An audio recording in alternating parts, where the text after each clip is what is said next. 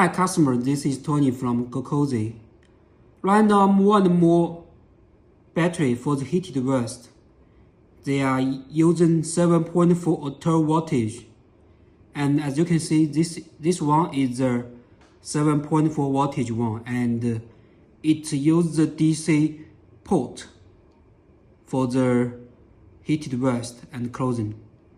So usually, if you are using a heated vest with DC plug, like this one, remember to choose a battery with the DC port, like this. And also this battery has a regular USB plug. And this one is a regular 5 voltage power bank. It's only with the USB port without the DC port, okay?